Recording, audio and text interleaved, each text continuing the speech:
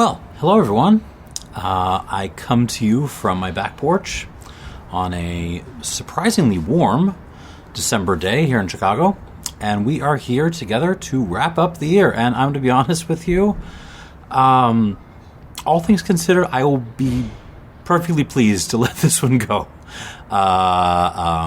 This was not my favorite year of all time. But I did try a whole bunch of spirits this year, so I'm going to give you my top lists and stuffs, my awards, such as they are. And time is of the essence, because, well, I'm doing this while my wife is running our 3-year-old around, because no daycare this week. And also time is of the essence because, man, did I try a bunch of really good stuff this year. And there's a lot I want to talk about. I am doing things a little bit different this time. In past years, I have, I've had my top list, usually a top 10 list, which I've limited to stuff getting basically large release, and then stuff in single barrels and things, really small batches. I've put in the honorable disqualified category.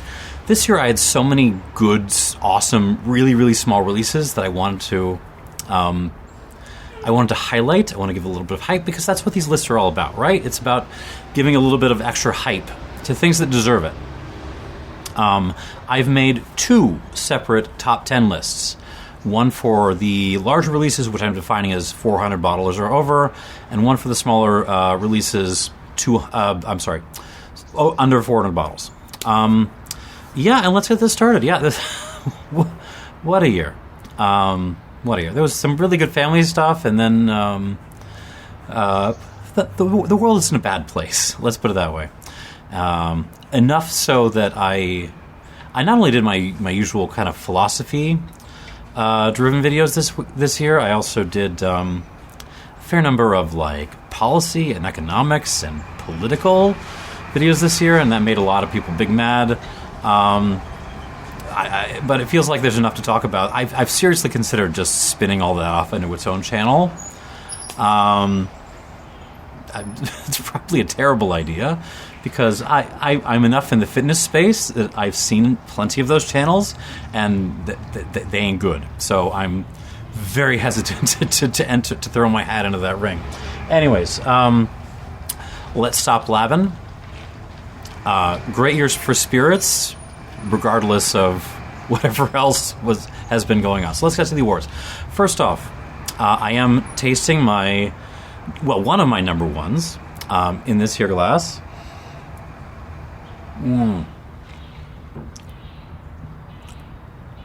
Jesus. You will find out what this is more momentarily, but let's start with the awards. First of all, the not getting an award awards. Let's get these out of the way.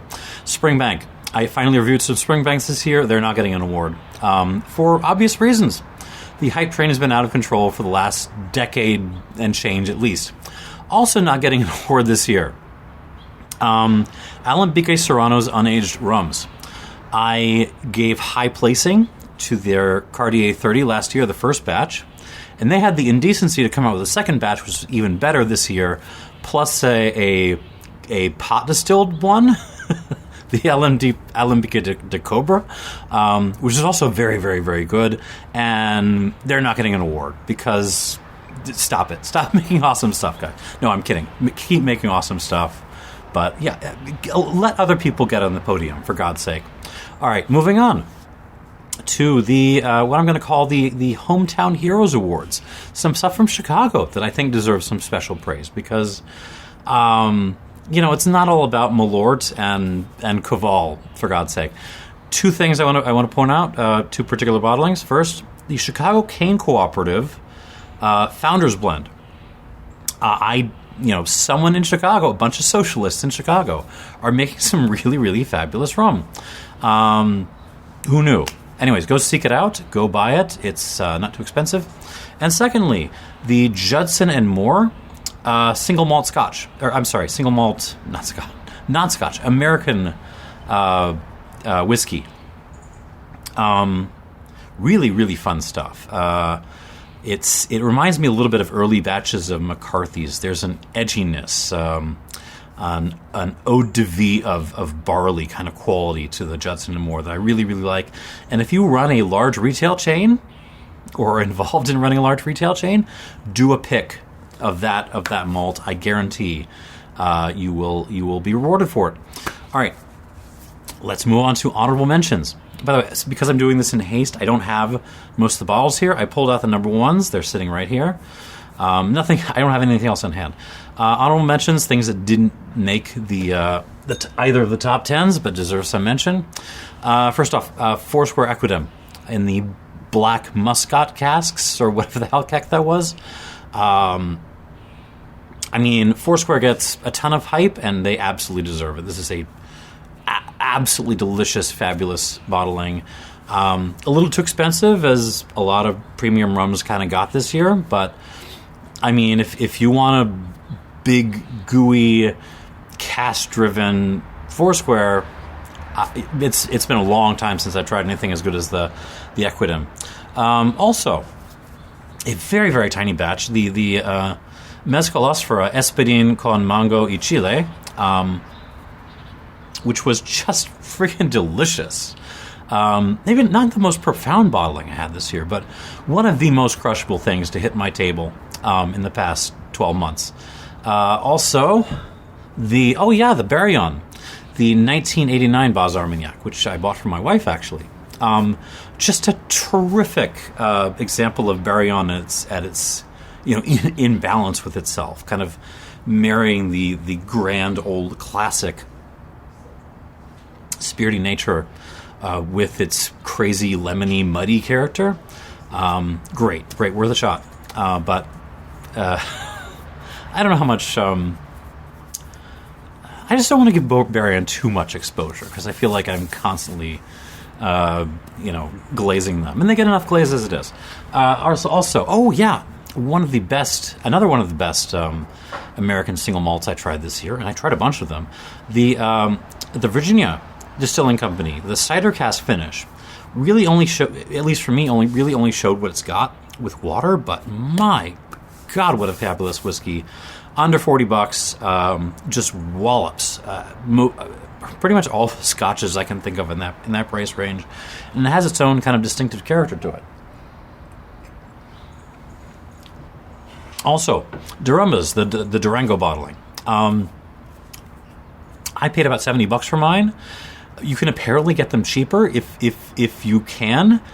Go grab them. They're fabulous examples of something within the scope of traditional. I don't know what traditional would be in mezcal, but let's say safe mezcal taste that also just brings a ton of detail and character. Let's say, the Homesky, the Reunion, Grand Arôme. This was on everyone's list last year, and I missed it, and it's going on my honorable mentions this year. Completely bonkers. I mean, you're basically drinking strawberry Yoplait, and it's fabulous. And just if you're limited to U.S. shelves, which to some extent we are right now, not as bad as it used to be, but if you're limited to U.S. shelves, one of the best rums you can buy for any price. The Bousquet, another this was 1999. I thought it was 89. A Journal de Kirsch pick. This was one of those Armagnacs that I kind of forgot about a little bit up until I was actually going through my scores, and I realized, this was fabulous. And then I tried the rest of the sample, and I said, this was fabulous. But it's also like a very, very classic Armagnac, so it can kind of slip the radar a little bit, but really, really, really good stuff if you can find it. I tried some Sotols this year. My favorite of the bunch was the Bienvenidos Fernandez Huileri, bottled by Sotol Perejo.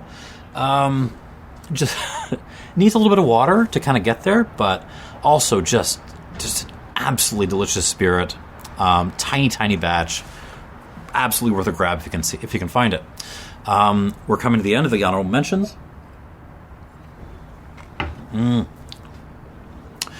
Oh, we're going to get into the signatories because, oh my gosh, we're going to have to talk about signatory this year.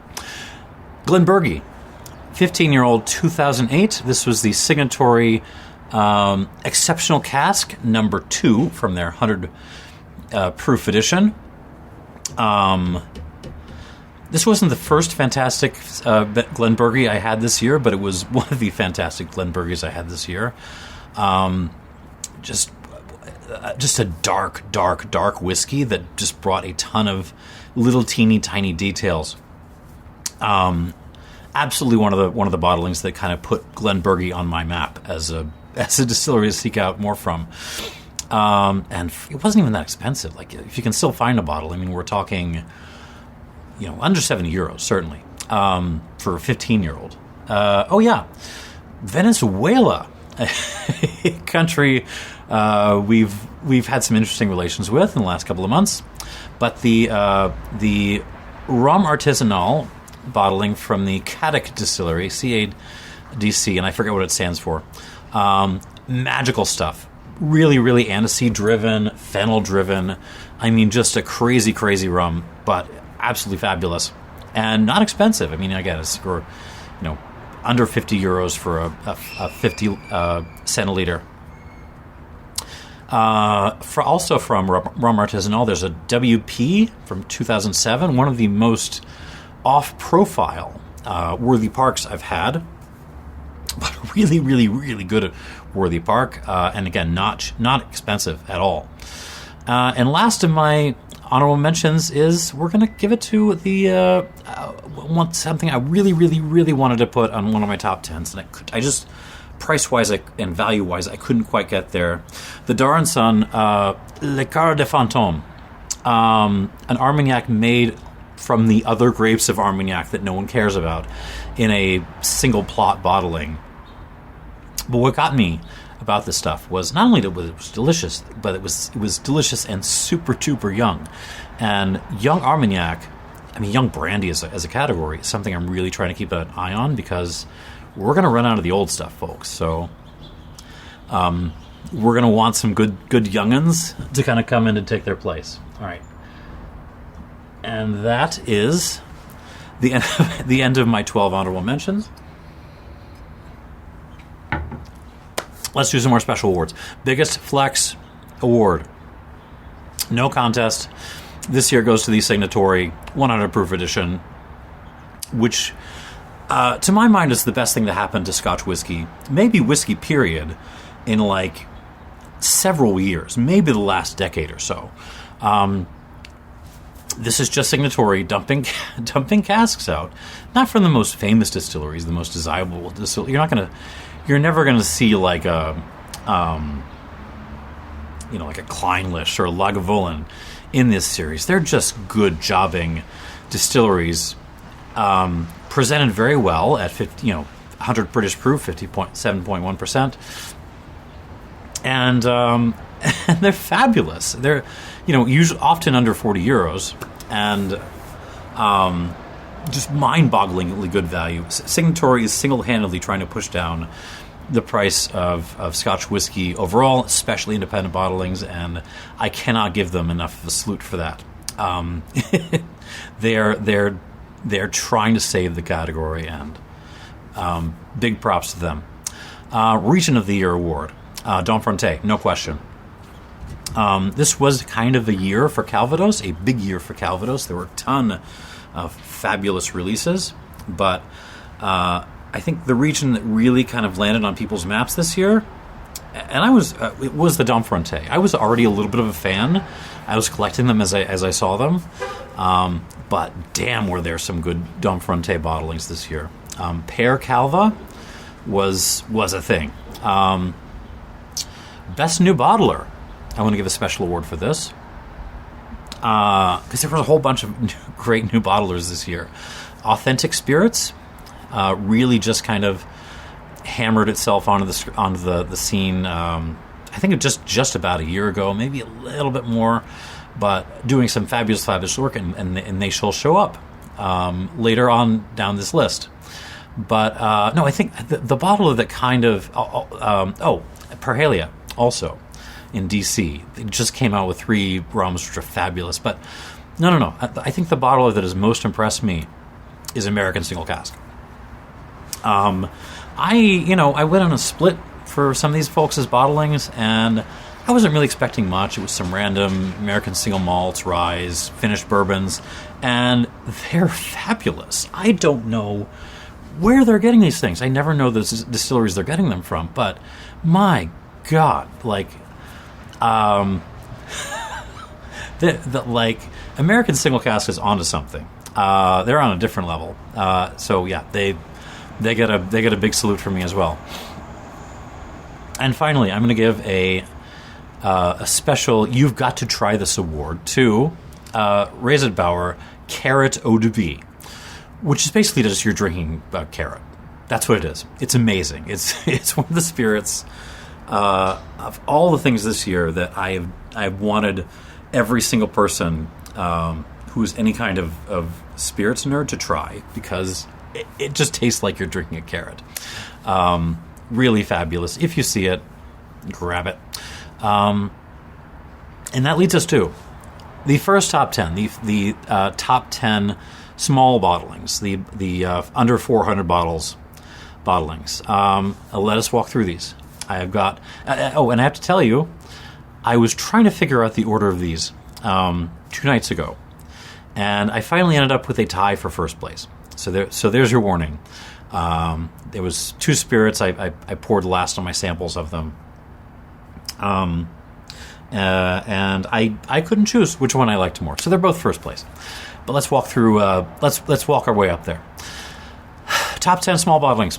Number 10, the Parhelia Spirits, Indonesia. This is their second cask. This thing was like 30 liters or something. Like they really, really got a short cask. But my God, what a spirit. Very, very oaky and decadent and delicious, but at the same time herbal and savory and weird, but in a way that's completely different from anything I've had from like Haiti or Mexico. Just amazing stuff. I'm waiting to see the next Indonesian rum cast they get in. But yeah, that's number 10. Number 9. One of the best values picks of the year. I don't know why this happened, but there was a Chairman's Reserve pot distilled 12-year-old cast strength rum at Binny's for like nothing, like under $50, and it was amazing. It was. I have the cast number here. I'm not going to read it out, but that one. Absolutely one of the best value buys of the year, especially if you're limited to U.S. shelves or Chicago shelves. Number 8. Oh yeah, this was one of the better scotches I tried this year. Tormore, 2010 12-year-old. It was a special bourbon barrel from the Middle Cut by Dramfool, and this was I love Tormore. I love Tormore any old way. They're just a really interesting, funky, fruity, estery spirit. This one had like a smoky element to it that really, really, really did it for me. And once again, common theme on this list, it wasn't that expensive. If you see it, grab it. Number 7. Oh yeah, this one was not cheap, but absolutely worth it. This was a Victor Ramos, who we've had occasion to talk about on this channel many times.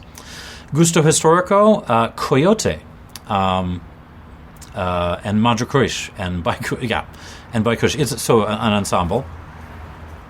I remember being very confused by this one and not completely understanding what was going on, but also at the same time being completely bowled away by it. So, would love to have a full bottle of this stuff.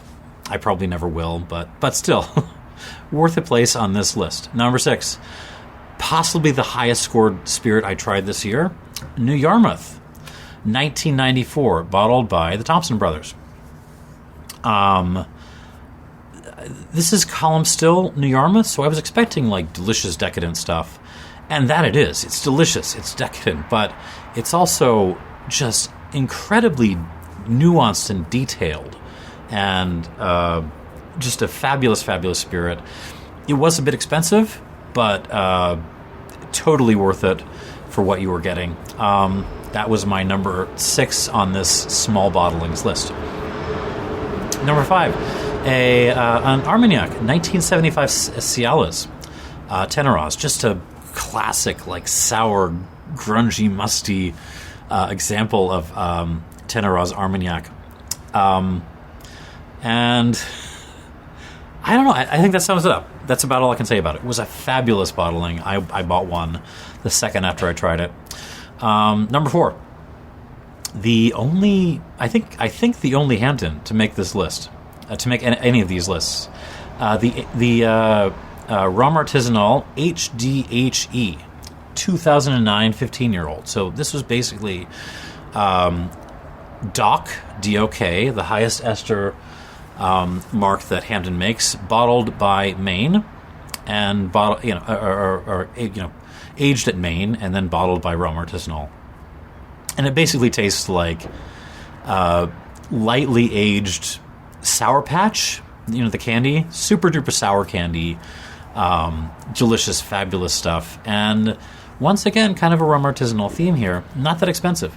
So a lot of the official bottlings from Hampden this year were very, very good because it's Hampden. They kind of don't miss, but more expensive than made me comfortable. So it was an independent bottling this year from aged in Europe, of all places, that made the list. Number 3, as long as we're talking about American single cask, Heritage Distilling 2018 5-year-old American whiskey. This was the one made with what kind of malt was it? It was chocolate malt, I think, something like that. But it was basically like drinking grungy chocolate, and I absolutely loved it. There were some other really interesting chocolatey American whiskeys this year, like the Deadling, but the Deadling was way more expensive than this stuff was, and I don't think it was actually better. So I'm giving the placement to this stuff. It was cask number 3 by American Single Cask. Absolutely amazing. One of the best American spirits I tried this year. And that was number 3. And for number 1, again, it's a tie. I'm going to put my glass there so I can pull both of these out. What are they? What are my top 2 small spirits of the year? I told you it was a year for Domfrontais. Packery 2004 by Spirits from the Source, and Jérôme Forget 1999, both from the Domfrontais. I scored these both 91 points, and I was trying them side by side, and I can't pick a favorite. The Packery has completely left humanity behind. This is just it's like drinking the ether or something. It's otherworldly. But I don't like it more than the Jérôme Forget, which tastes like a much more traditional Domfrontais Calva, just like, but at the highest possible level you could reach in that genre. So yeah, I can't choose between these two. They're both fabulous. They're both like they feel like they're sending a message to every other like spirits category out there that pear is on the scene, and you best be prepared. So yeah, best some of the best spirits I tried this year, and they are my top bottlings on this small list.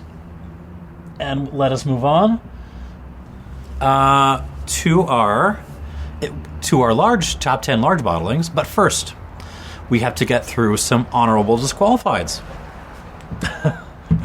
Usually I put these first, but I thought it would be fun to break up the small and large bottlings. What things did I love that were either bottled too long ago for me to put on the big lists, or just were kind of regular releases from lines that I only now just got to try, and anyways are not qualified for the big lists? Let's start with Lagavulin 8-year-old. Absolutely amazing, elemental, dirty, grungy stuff. that I marvel at that they're able to sell it for $55. Diageo not known for being, like a value-driven company by any means, but that's absolutely killer value. So, doesn't make the list because it's been around for a while, but there it is. Lagavulin 8. Also, the Rivière Bel Air 2018 from La Favorite. One of my favorite cane juice rums this year. Just has a gorgeous weight in the mouth, and totally gets in this list. What might have made the others if because it's also not expensive. If it hadn't been, from a couple of years ago. Also, the Mesante Alto Michoacan by Jorge Perez. One of the best agave spirits, maybe the best agave spirit I tried this year, but distilled a couple of years ago, so it goes in honorable disqualifieds.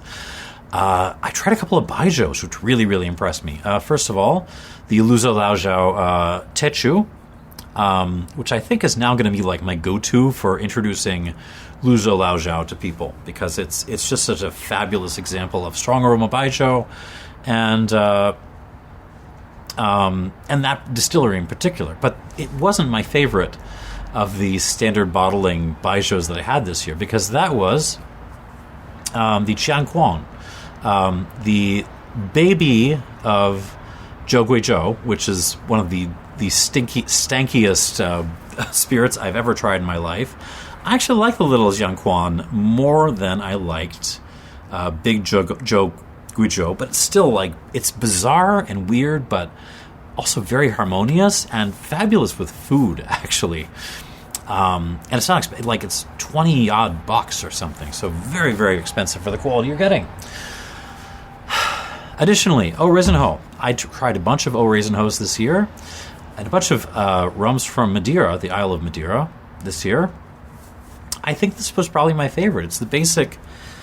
It's not the most basic unaged bottling. This was aged in a Madeira cask for a couple of months. I think 6-9 months, something like that. But it's fabulous. It's beautiful stuff. And it's completely its own thing. You would never, ever, ever mistake it for something from the French Caribbean or from Haiti or anywhere else in the world. It's really, really its own thing. Fabulous. Gets its play. But, again, bottled a couple of years ago, so on the disqualified list. Also, Goldcock Peated. One of the most fun names in spirits this year, but also just a great example of a malt whiskey you could buy for nothing. I mean, a little bit more than nothing, but not for very much. That is very, very, very good and very, very, very interesting. It has an earthy quality to it that is just not Scottish. I think it's very fun and well worth your time. Lastly, I had a Scotch to begin this list. I'll throw a Scotch on to end the list. Old Balntron 15. The 10-year-old, I think, was on...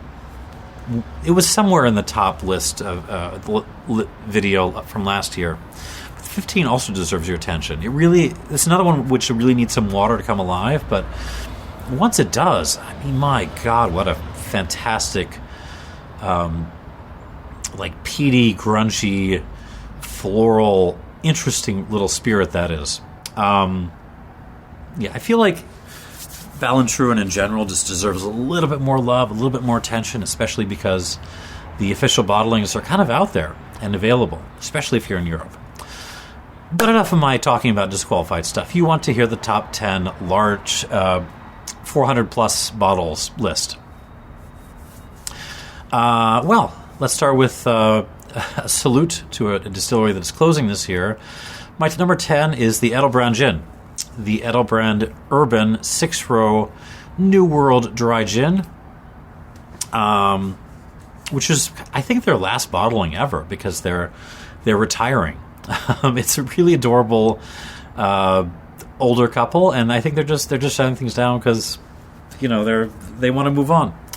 But damn, what a way to close things out! Like, they were getting better and better and better as they were going, and this is the peak of their game. It's very probably the best gin I've ever tasted. Not that I've had a whole lot, but damn, is this a good gin. If you see it, it just has such amazing detail and texture on it, on the palate. So if you see it, grab it, because they're not going to be making any more. Number 9, this had to make the list somewhere. Papillon 5-year-old, high ester, vatted rum. Actually, there's a bunch of Vellier stuff on this list, so be prepared. Just another great value. I mean, it's not. They say high ester, and you're thinking like, DOK. You're thinking of some, or even the Hamden HLCF Classic or something. That's not what this is. It's really, a base of lowish ester, Worthy Park, that is providing your foundation, with some higher ester stuff kind of sprinkled in to give it some character. And it's just a fabulous, rail rum, honestly. Well worth your time. Number 8, another rum. Rums did not crack any of the top 3s, but they're on these lists. It's another Vellier bottling. This was the Habitation Vellier MOBA bottling, which is interesting because a bunch of us did reviews of this stuff, and we all had different responses to it. I thought it was very, very Jamaica, very, very Trelawney, with some interesting little twist to it. Other people got a very lactic kind of character. I could see that, going back to it. In any case, it's fabulous, and it gets a spot on this list. That's number 8. Number 7, the best American single malt I tried this year, was a McCarthy's 6-year-old Oregon single malt Scotch whiskey, bottled at high proof. You have to like Garyana. If you do like Garyana, god damn, is this stuff good.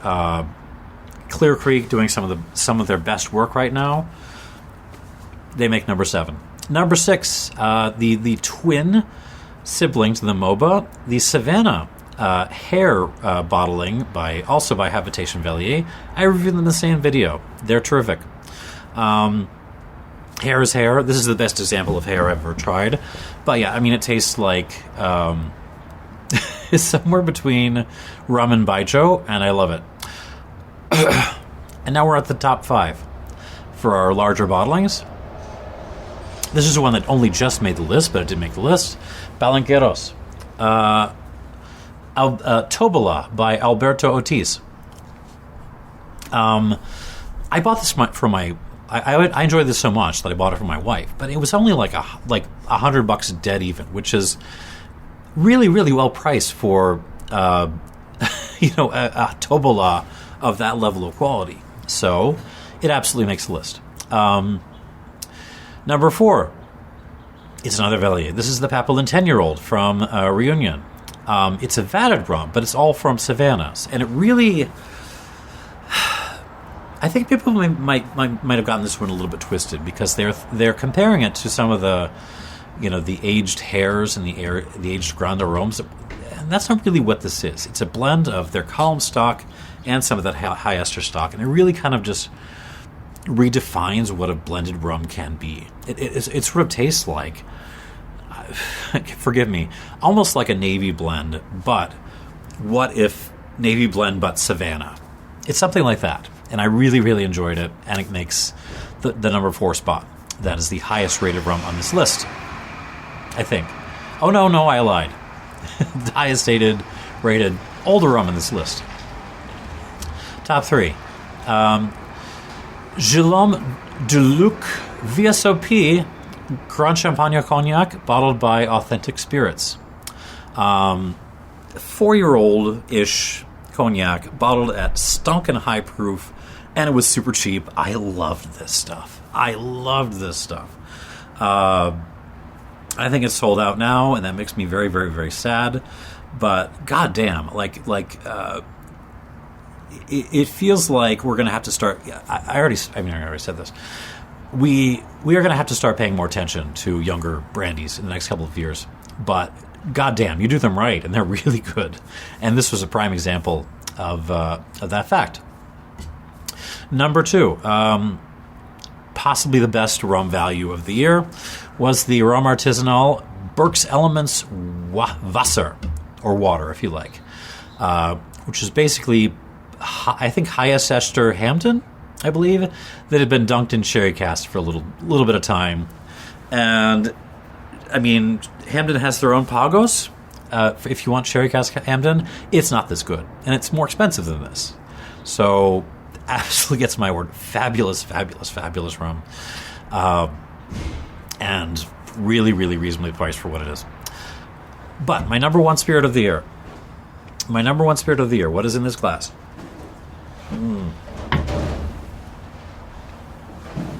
It is. Are you ready? Well, the large, because these are number one for the small size. This Glenord from the Signatory 100 Proof Edition. This is number 43. Glenord 2012. We're back, baby. 37 euros for this. 37 euros for not a single, a small batch bottling. It presented at really, really high proof.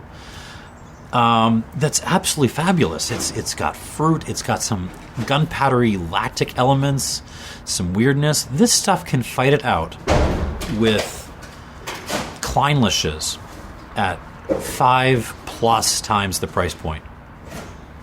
Scotch is back, baby. So yeah, this is my large format bottle of the year, and well deserved. I think it's the first time I've ever had a Scotch in this position. If you see this and you in any way like Scotch whiskey, I think this is worth a grab. And yeah, that is the video, and that is the year. Thanks for watching, all of you. Thank you to the viewers. Thank you to the subscribers. Thank you especially to the patrons. You are all the folks who keep this channel going. Yeah, and I'll see you in the next one. Hopefully it's a little bit better than this one was. Bye.